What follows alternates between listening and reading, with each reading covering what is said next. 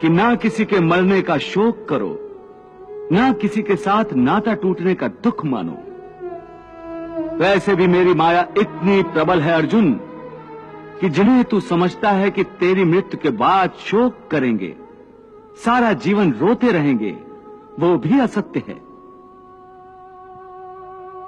मेरी माया के प्रभाव से थोड़े ही दिनों के बाद उन रोने वालों को तू फिर हंसता खेलता देखेगा।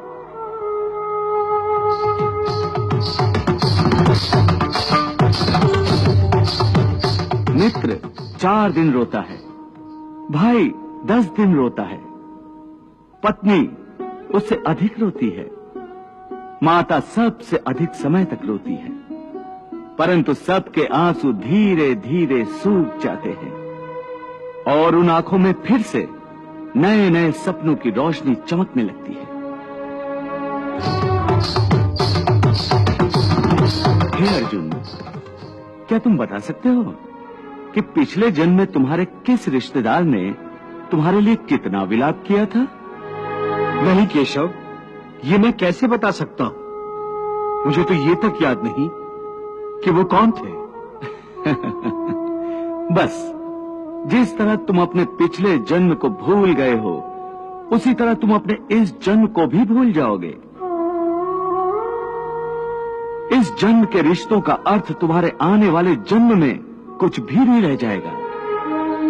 आज अभिमन्यु को तुम अपना पुत्र समझ रहे हो सकता है पिछले जन्म में वो तुम्हारा पिता रहा हो, या आने वाले जन्म में तुम्हारा महाशत्रु बन जाए। आज तुम जिनको अपना रिश्तेदार समझ रहे हो, जिन्हें आदरणीय समझ रहे हो, और इसी कारण उनकी हत्या करने से संकोच कर रहे हो सकता है उन्होंने से किसी ने तुम्हारे किसी पिछले जन्म में तुम्हारी हत्या की हो।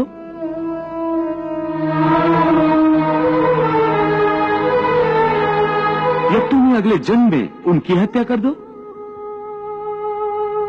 हे अर्जुन, ये रिश्ते शरीर के जन्म के साथ पैदा होते हैं और शरीर की मृत्यु के साथ मर जाते हैं।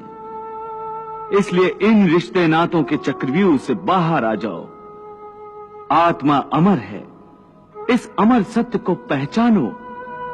रिश्ते तो बदलते रहते हैं। संजय, ऐसे ही लोग होते हैं जो परिवारों में फूट डाल देते हैं, भाई को भाई से अलग कर देते हैं, अखंड परिवार में दुश्मनी के बीज बो देते हैं। ये कृष्ण तो बातों का धनी है। बचपन में माखन खा खाकर इसकी बातें भी चिकनी चुपड़ी हो गई हैं। लगता है ये अर्जुन को रिश्तेदारी के मोह से निकालकर ही छोड़ेगा।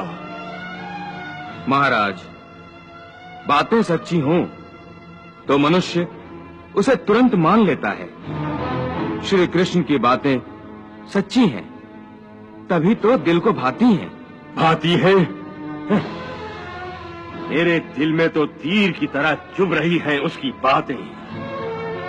मैं तो खुश था कि कृष्ण इस युद्ध में हथियार नहीं उठाएगा, परंतु आज पता चला कि उसका सबसे भयंकर शस्त्र उसकी जीभ है और वो इस शस्त्र का बेधड़क प्रयोग कर रहा है और कोई कुछ नहीं कर सकता। अब बताओ, उसकी जीभ कौन से अंगारे बरसा रही है? हे अर्जुन, इसलिए तुम्हें न रिश्तों से मोह करना चाहिए, न रिश्तों के टूटने का शोक करना चाहिए।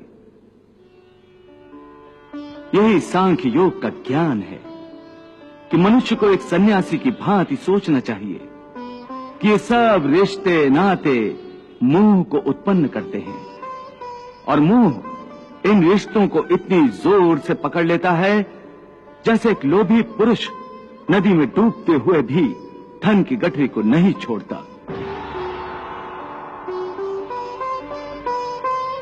और आखिर में उसी गठरी के बोझ से खुद भी डूब जाता है।